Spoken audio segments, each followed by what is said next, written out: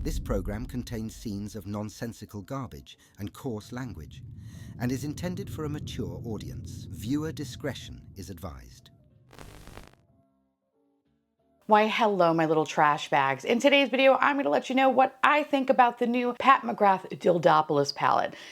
Yes, I realized I said Dildopolis. I really didn't want to say that, but it's all I've been thinking about as soon as I heard that it's called Petalmorphosis. I feel like Dildopolis would be so much better. But anyway, let me tell you a little bit about this palette. And it's actually not me. It's my good friend.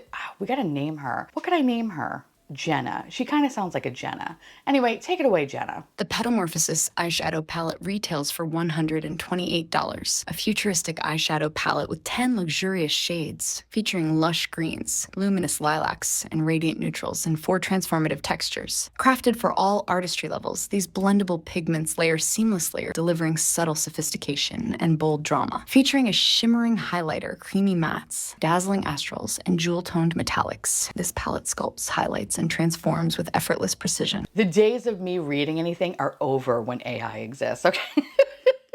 I gotta treat my AI robots good though, because when they take over the world eventually, I want them to make sure that they don't murder me. Anyway, so here we have, for $128, a new Pat McGrath Mothership palette. There hasn't been a new palette in 2 years, and I, for the most part, have a majority of the palettes. There's a couple that I don't have. There's a couple that I decluttered, but for the most part, my collection of Pat McGrath palettes is Mothership heavy. And this one, I'll be honest, when I saw it, I was like, what the f is this? Because I kind of assumed that it was the best of palette. That's what it felt like. Because these shades, I feel like I have seen in some other variation of a palette, whether it's not even so much from the Motherships, but from all the palettes that she has put out. From this brand has put out the quads, and then you had like the 5-pans, and then you have like the massive holiday palettes, and then you have the Bridgerton stuff. This brand has put out a lot of palettes over the past couple of years. And so when I initially saw this color story, now while I do gravitate towards the greens and I love me some greens, I kind of felt like I've seen this before. Why does this look familiar? I'll be honest with you, I didn't do my due diligence enough to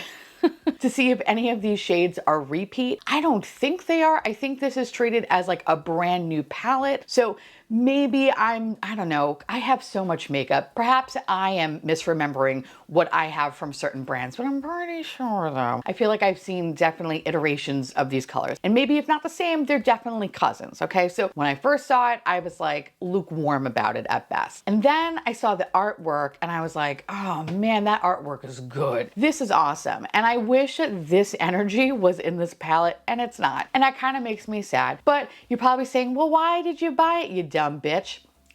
Fair enough. I bought it because I am, one, a glutton for punishment, but two, I'm really curious. I personally, I pretty much buy 90% of my makeup. 10% is sent to me in PR, and that's being generous. It's really more like 5%, but for the most part, I buy all my makeup. I don't want to hate anything. I'm spending my own money. I don't want to hate anything. I want to love stuff. I want to rub my face and motorboat it. Like, that's where I want to be with makeup. And so when I got this palette in my hands, I feel like this is such a, okay, it's an okay palette. And for $128, I shouldn't feel okay. Like, you know what I mean? That's kind of the vibe I'm getting with this. All right, I will say though, that it's definitely cuter in person than it is online. I will give them that. And I kind of wish the option of buying the lavender palette was also available on Sephora. I purchased this through Sephora because your bitch had a Rouge Reward burning in her pocket. And I figured, you know what? $100, if I can get it with a Rouge Reward, it's actually not too shabby. And I'm glad that I did that, because I think had I spent actually $128, I don't think I would be keeping this. Even though nothing like terrible happened, it's just, it's a palette that I know I'm not gonna really touch that much. And I'll explain in a second, but yeah.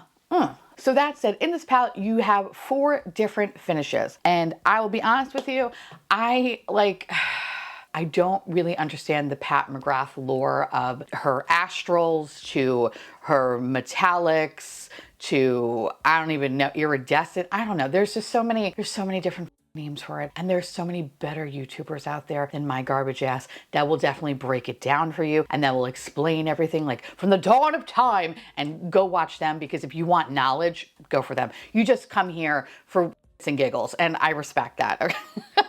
I am not a professional by any means, not here anyway. So that said, in this palette, there are 10 different shades. You get 4 different finishes, and the finishes, from what I understand, I'm gonna pull up the Pat McGrath website because it's confusing, y'all. I'll be honest, it's confusing. You have creamy mattes, dazzling astrals, jewel tone metallics. Okay, so they kind of just say those 3, and I'm assuming the one matte shade with glitter, or like that weird, or like if you want to think of Tati Beauty, that sequin, I think it was called sequin shade, which I kind of always hated a matte with sparkles because it just serves no purpose in my eyes because the sparkles usually fly everywhere. It always looks beautiful in pan, but when you put it on your face, you're like, why do I have glitter bukkake everywhere? That's why I don't really fuck with them. But they're, I believe, according to Tati anyway, they're meant to help blend out difficult shades. I don't know, whatever. I could be talking out of my ass, but I'm pretty sure that's what she said. But anyway, so that's essentially what you get in terms of finishes. In today's video, I don't even know. I think I have like 4 different looks potentially, I believe. If not 5, I think it's 4. So I hope you enjoy them. I don't think they were anything like super revolutionary because I just wanted to get a feel for this palette. I wanted to play with all the different formulas because there are things that I really love from Pat McGrath, like her mattes, for example, and her metallics. They are usually really top fucking notch. But I kind of feel like with this palette, I feel like something happened. I don't know, like it feels different. It feels different from other Pat McGrath palettes, and I don't like that. Now, personally, my favorite Pat McGrath palette is the Rose Divine. Is it the Rose Divine 2? I believe that's what it's called. The pink one. I love that palette. Oh, God, I would, if there was a hypothetical fire, oh God, I don't want to say that, but if there was a hypothetical something or other, whatever was going on in this house, and I had to like look at my Pat McGrath palettes and like grab one, I would grab that one. I love how it'd be a scenario where it's only Pat McGrath palettes. But if it was though, I would grab the Rose Divine 2 because it's so good. It's so good. It has a multi-chrome in there. It has all the beautiful creamy mattes. Everything blends beautifully. The metallics are metallicing. Everything is wonderful about that palette, right? And her special shades, everything is so fucking gorgeous. This one though, maybe it's because it's been a 2-year hiatus but no, not really because, hold on one second. Here's my box of palettes, okay? Yeah, dude. Yeah, it's definitely a texture thing. Okay, so this is the number 5 that I literally just whipped out, whatever. And the special shades feel so much nicer. My issue with this palette is texture. I think that's really kind of what it boils down to. It feels different. So I think perhaps maybe there has been some sort of formula update. Again, I don't know for sure, but that is my hunch because this palette feels different from other Pat McGrath palettes that I own. So let's start off with the mattes, right? Let's talk about that formula. We're talking about these 2 shades right here, which, hold on, let me see if I can find that card. I believe it's Twilight Lilac and Nocturnal Bloom, okay? So those 2 shades, it wasn't terrible. I think Nocturnal Bloom is overall a better color in my opinion because the other one, the Twilight Lilac, kind of has a little bit of like I don't know, how do I explain this without sounding insane? A little infected moment. A little bit of an infected moment. I also found it a little bit difficult to blend out, and I don't know at this point if it's because of the primer that I was using or it was just a shit shade. And I say that because for today's look, I decided to go in with the Lunar Nectar shade, which is the matte with sparkles. And when I started applying it to this eye, and I'll show you, it was kind of difficult to like blend out. And it started kind of creating these like really weird rigid lines on my face. And I was like, what the is going on? So I wound up taking it off and then reapplying with primer. I let my primer dry a little bit more, maybe like an extra couple of minutes or so. And then I found that it was a little bit better in terms of blending the shadow out. So I think that could be my issue with it because I just felt like I was like packing it on, trying to blend it and make it look really seamless and very pretty. And personally, the kind of mattes that I like, which usually Pat McGrath does, is these mattes that kind of blend out on their own. And if you're only using one color, they blend so well that you can create like a nice, beautiful gradient just using one color. And that's what I love about Pat McGrath. And I felt like I couldn't do that with the Twilight Lilac shade. So it was like really bothering me. So instead, it started to kind of look more like I was infected. Like somebody bit me and I'm just trying to tell people, no, no, no, I'm okay. And then I'm like, bleh. And then I turned into a monster. That's kind of like what I felt like when I used this shadow. The Nocturnal Bloom was great. It was good. Don't have any notes other than I don't have any notes. That one actually was a really good shade and I really like the color and I think it makes for a beautiful liner. I like that you can kind of smoke it out. I like that. My only kind of like issue with the mattes is that that's it. Like in terms of matte colors, that's all you got. And maybe it's just me. Maybe I'm not that fucking creative, but I feel like lost. I'm lost because I'm like, what do I do? What do I do? So now I look at other palettes. So for example, the Makeup by Mario palette, because this is just like a neutral bitch, I will look to this to start my base and then move on to the special shadows or the metallic shadows or whatever. So I feel like I'm not really going to be utilizing the mattes in here because they're very specific. And one color I don't think really looks great on me. So then I have the other two colors, but like how often am I really going to be doing like a smoky eye moment? Not really a lot, right? So for $128, now if you think about it, I'm not going to be really utilizing 2 out of the 3 shades a lot. I'll be utilizing the other ones, but there are 2 to 3 shades that I'm like, maybe every once in a while. That's a lot, right? That's a lot for $128. So don't love that. I also feel in terms of just the formula compared to her other mattes, I don't know, maybe I'm romanticizing things or maybe I'm just misremembering, but I feel like when I use her other Mothership palettes, as I'm like blending out the mattes, it goes by so quickly. It's so quickly. These shades, I felt like it was taking me at least 10 to 15 minutes, which is kind of wild because it's one color. So I don't love that. I feel like the mattes used to be better. I don't love the mattes that are in this palette. And I really need to kind of go back and check out that Twilight Lilac shade. And I really need to kind of see if it's the primer's fault or whatever, because I don't know, there's something about that shade that's really bothering me. That'll be something that I will talk about in like an update video in the future. But yeah, not really happy about that. The next set of shades we'll talk about is kind of like metallic and luminizer, which is this one, Divine Dawn. This guy right here, Cosmic Fantasies. And that's it, because I realize the other 2 are Blitz formula. These 2 are fine. I don't have any complaints, no notes. I think they're really, really beautiful. One of the eye looks I use Cosmic Fantasy. It's all over the lid. It's very, very beautiful. And I love this shade because it actually pairs really perfectly with the Twilight Lilac in the sense that it just covered up all the things that I was getting upset about. So I love that. I think it's just a really awesome shade. Divine Dawn, I love it for an inner corner highlight. It just kind of brings enough pop without it being too much. Because sometimes that happens when you use like a metallic shade for the inner corner. It could almost be too jarring. This is like soft but powerful. So I love that. Cannot say enough good things about that one. The Blitz formula, which is these guys down here, right? So you have Radiant Rhapsody, which is my favorite shade in the whole palette, surprising nobody. And then you have the Bronze Supernova, which is a platinum bronze with a silver pearl. These are really pretty. And I love them. I love them so much. I mean, especially the green shade. That green shade, if there is a palette that has it,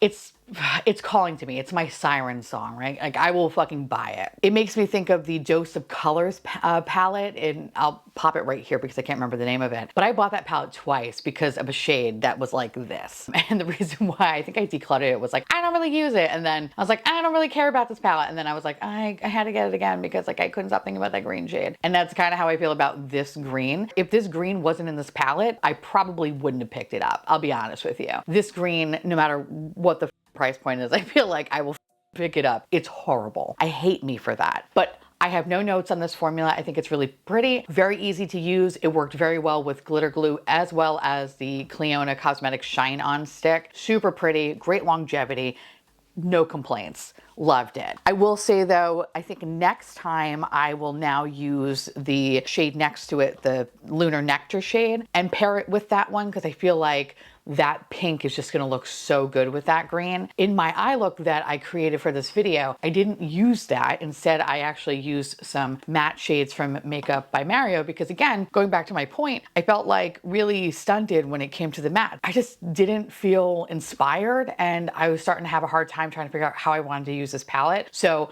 Yeah, so when you see that look, just know that the base for that one is actually Makeup by Mario, so heads up. And then of course, the last formula that we have are these astral shades, which you have Astral Sunset September, then you have this guy over here, Iridescent Iris, and then up here you have Eden Envy.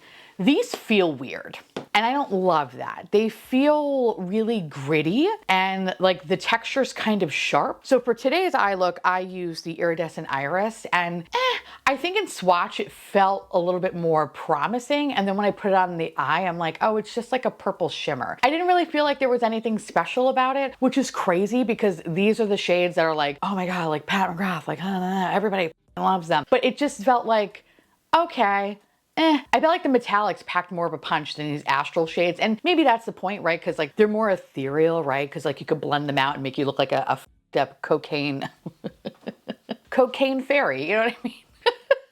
I don't know why, but I just kept thinking about The Wonderful World of the Whites and just watching one of the whites on the back of a toilet with sparkles and doing cocaine. That's kind of how I feel about this palette a little bit when I use those astral shades, is that it's all kind of sparkly. I feel like I've taken way too much ecstasy and I'm just sweating it out in a Denny's. Like, and it's 3 o'clock in the morning. That's what I get when I look at these astral shades. But the grittiness of it, I don't love. I will say out of the texture though, the best one is probably the Eden Envy, which is described as a chartreuse with gold pearls. I wish it was more olive. I wish it was more dirty. I want it to be more grungy. Again, living my fantasy about eating at Denny's at 3 a.m. all ecstasied out. I wanted it to be more grungy. And that's what's like kind of weird about this palette, is that some of it's like really flirty and just springy, and then some of it is like kind of gross and grungy, but it's like it's not cohesive enough. Like, I don't know,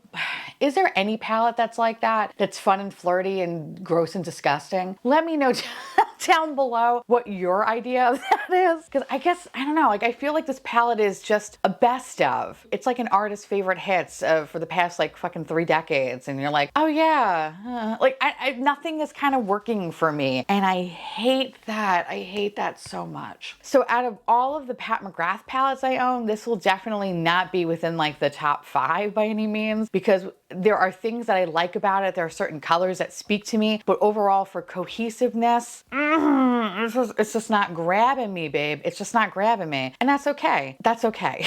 Because it's fine, because this might not be my cup of tea, but it could be your cup of tea. And who the f am I to tell you otherwise, right? Like, who cares? But I guess I don't know. After having a 2-year hiatus, I guess I just expected and wanted more. I wanted more. Like, as I was playing with the metallic shades, because really I'm just gonna kind of dump it out into 2 categories here, right? It's just, here are the mattes, here's the everything else. The mattes, everything else was fine. I think there were just some things that, you know, I don't know, were way more potent and just like beautiful. Like the green shade, for that Radiant Rhapsody shade, like that one really spoke to me, right? But then using that Iridescent Iris, it was like, okay. Like it looked cooler in pan in the swatch, but then on the eyes, I'm just like, this looks like a normal, just purple shimmer shadow. I don't think there's anything special to it. So when I look at the $128 price point, had I not had a $100 Rouge Reward, I think I would be like, why the f did I do this? How often am I really going to be using this palette? I think nowadays, especially considering our climate economically, you really got to kind of pick and choose what you want to spend your money on, and if something is deemed worth it. And for me, this is something you should and could explore if it's on sale. To spend full price on it is like, for what? For what? I don't know. I feel like you're going to use it a couple times and then you're going to put it in the back of the drawer and it's gonna die there. There's nothing super special about this palette, and I think that's what's like bumming me out, essentially, because the Mothership palettes have always been such a staple in my opinion. They've always been like a thing that people covet, and then this is just so mid. It's mid. It's mid.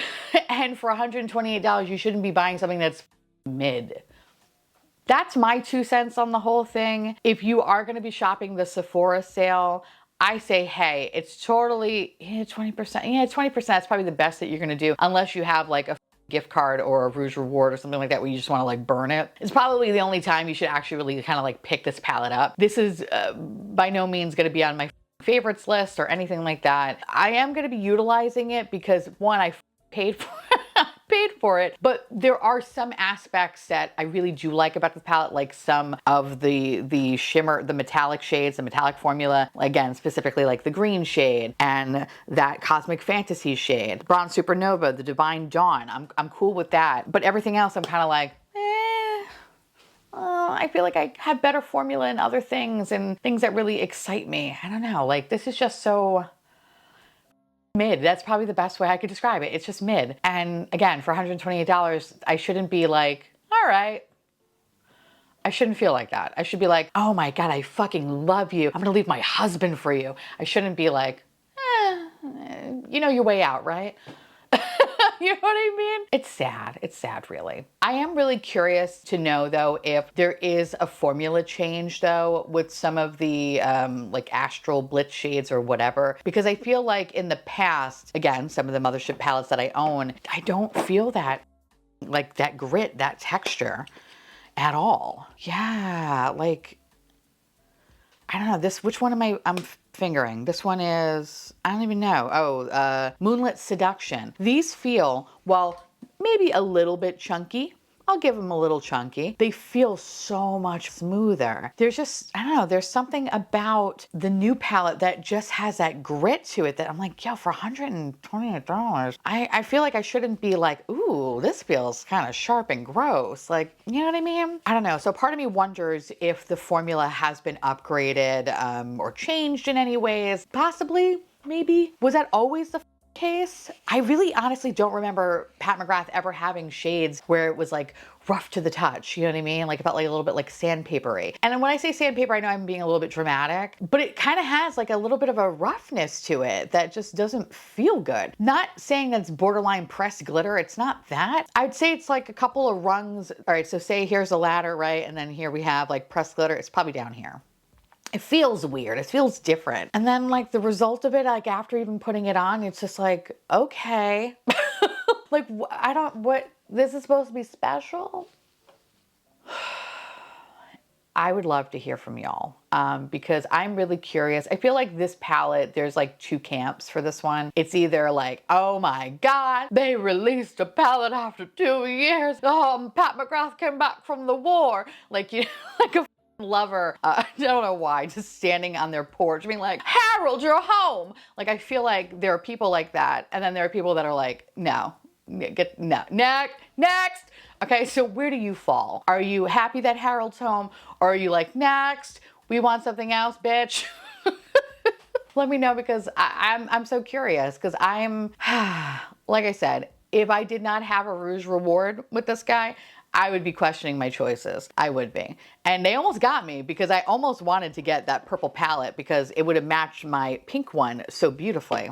But I'm glad that I didn't because I just don't think it's that fucking special. So yeah, I don't know.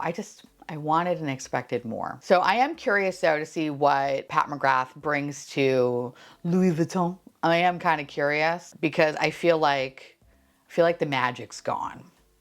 I feel like the magic is gone. And that's sad because I really did like this brand and they do make some, like, they make beautiful highlighters and blushes and all that good stuff. But when it comes to eyeshadow, I felt like they were king. And now it's like, we had our time. And I will treasure it fondly, especially the older palettes. But these newer things that are coming out, I'm good.